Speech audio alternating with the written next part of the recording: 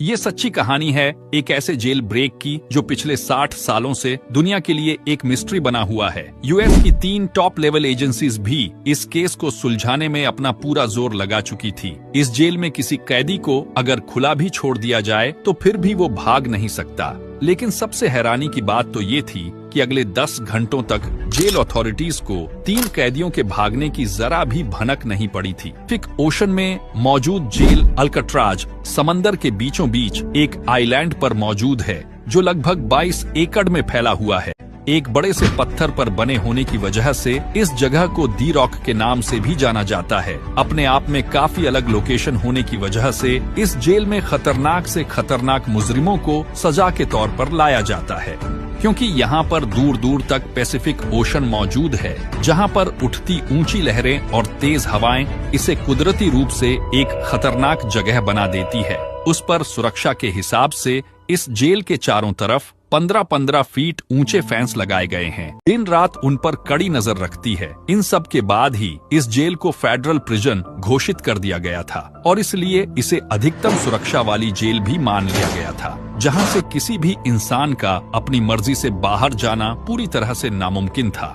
लेकिन अब तक काफी सेफ और इनएस्केपेबल मानी जाने वाली अल्काट्राज की सुरक्षा में उस दिन सेंध लग गई जब यहाँ से 3 खतरनाक मुजरिम भागने में कामयाब हो गए। असल में 12 जुलाई 1962 में अल्काट्राज में एक ऐसी घटना घटी जिसके होने के 10 घंटे बाद तक जेल की सुरक्षा व्यवस्था वहाँ से भागने वाले कैदियों के बारे में पूरी तरह से अनजान थी। असल में अल्काट्राज से भागने वाले इन कैदियों के ग्रुप में 4 लोग शामिल थे। इन चारों में सबसे पहले यह दोनों भाई थे जिनका नाम था जॉन विलियम ईगलिन और क्लियरेंस एगलिन। यह दोनों ही एक बड़ी बैंक रॉबरी केस के चलते यहाँ पर सजा काट रहे थे। तीसरे नंबर पर थे फ्रैंक मॉरिस, जो बचपन से ही जेल की शक्ल को बार बार देख रहा था और इस बार एक बैंक रॉबरी के चलते सजा के तौर पर अल्काट्राज में पहुंचा दिया गया था। और चौथे नंबर पर था एलन वेस्ट, जो इस पूरे जेल ब्रेक की घटना का मास्टरमाइंड था और पहले भी कई जेलों से भाग चुका था। इसीलिए इस बार एलन को अल्काट्राज की कड़ी सुरक्षा के बीच में पहुंचाया गया। एलन वेस्ट इस जेल में काफी टाइम से रह रहा था, इसलिए उसे जेल के हर कंपाउंड और हर हिस्से की काफी ज्यादा जानकारी थी और इसी जानकारी के चलते एलन ने साल 1960 में ही अपने उन 3 साथियों के साथ यहाँ से भागने का प्लान बनाना शुरू कर दिया था।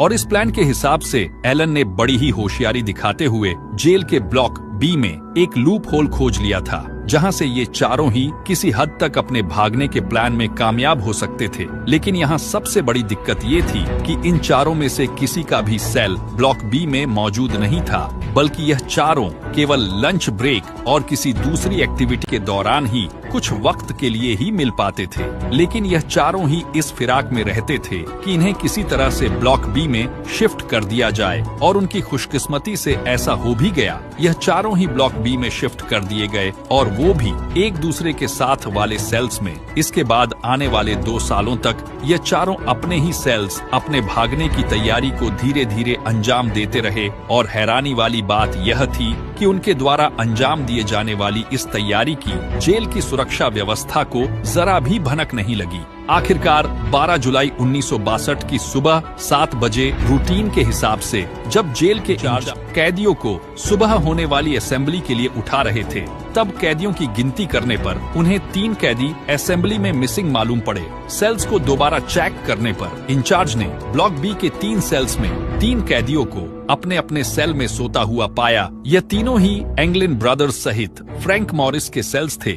जेल के इंचार्ज को इन तीनों का इस तरह सोता हुआ पाना बिल्कुल नॉर्मल नहीं लगा। उन्होंने सेल के अंदर जाकर इन तीनों को उठाने की कोशिश करी और जब वह उनके पास पहुंचे तब वह यह देखकर हैरान हो गए कि यहाँ पर तीनों कैदियों की बजाय उनके डमी हेड्स उनके बिस्तर पर रखे थे और यहाँ से वो तीनों कैदी भागे हुए थे।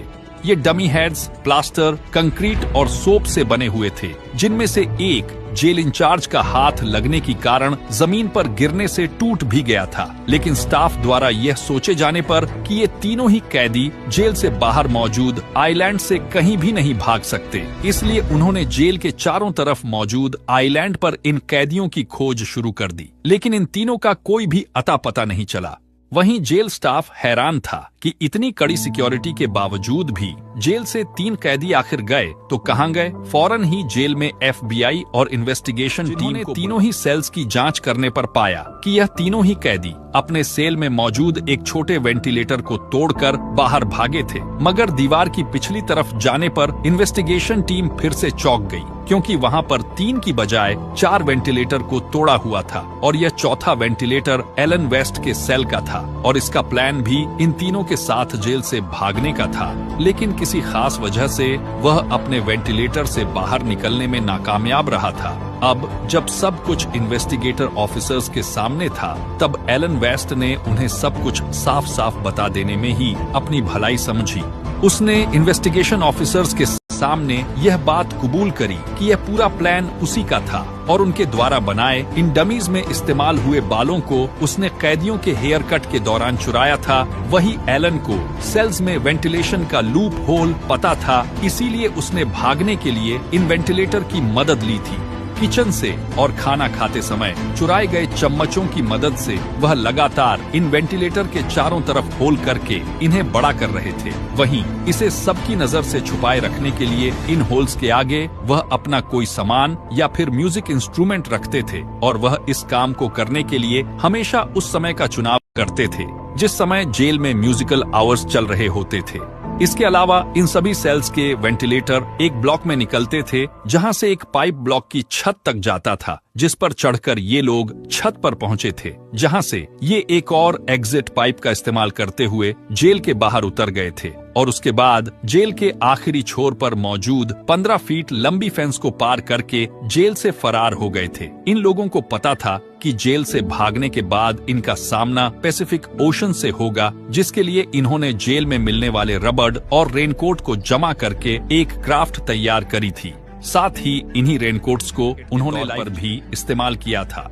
FBI के सामने अब एक सवाल खड़ा था कि भागने वाले 3 कैदी इस समय कहां हैं? अगर वे लोग एलन द्वारा बताई गई पूरी कहानी पर यकीन कर ले तो इन तीनों को अल्काट्राज के समंदर से बाहर निकलकर पास ही मौजूद एंजल आइलैंड पर उतरना था, जहां से इन्हें मेनलैंड के लिए जाना था। वहां से एक गाड़ी और कुछ कपड़े चुराकर इन्हें फरार हो जाना था। एलन के बताए प्लान के हिसाब से इन्वेस्टिगेशन टीम्स ने आसपास के सभी मेनलैंड्स पर सर्च किया, लेकिन कहीं से भी किसी तरह की चोरी या किसी और वारदात की कोई भी रिपोर्ट नहीं मिली। ऐसे में FBI और इन्वेस्टिगेशन टीम को उन तीनों ही कैदियों के बारे में कोई भी सुराग नहीं मिला।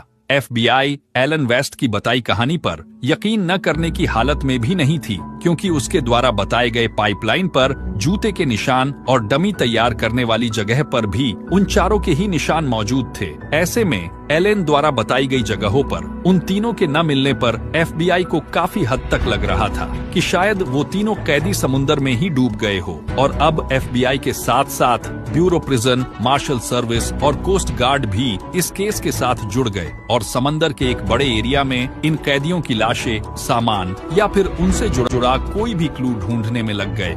लेकिन इन सभी में से किसी को भी कोई भी लाइफ जैकेट, राफ्ट या फिर इन कैदियों से जुड़ी हुई कोई भी चीज कहीं भी नहीं मिली। लेकिन 4 दिन बाद कोस्ट गार्ड को लकड़ी का एक पैडल और रबड़ से बने हुए 2 बैग्स मिले, जिनमें इन्हीं कैदियों की कुछ पर्सनल चीज और फैमिली फोटोग्राफ्स मौजूद थी। ऐसे में इन्वेस्टिगेशन टीम का मानना था कि यकीनन तीनों ही कैदी समंदर में डूबकर मर गए होंगे, क्योंकि कोई भी अपना इस तरह का पर्सनल सामान यूं ही छोड़कर नहीं भागता। इसके बाद FBI द्वारा एगलन ब्रदर की फैमिली पर नजरबंदी करी जाने लगी। एगलन ब्रदर्स के एक भतीजे ने FBI को बताया कि एगलन ब्रदर्स के बड़े भाई ने मरने से पहले अपने परिवार वालों से कहा था कि उनके दोनों भाई सुरक्षित हैं। इसके अलावा और फैमिली मेंबर्स ने भी यही बताया कि उनकी फैमिली में अच्छे और बुरे मौकों पर अक्सर ही 2 अजीब हुलिये वाली औरतों को देखा गया था। इसके बाद इन दोनों एगलन ब्रदर को उनके ही एक रिश्तेदार ने उन्हें ब्राजील के एक पब में देखा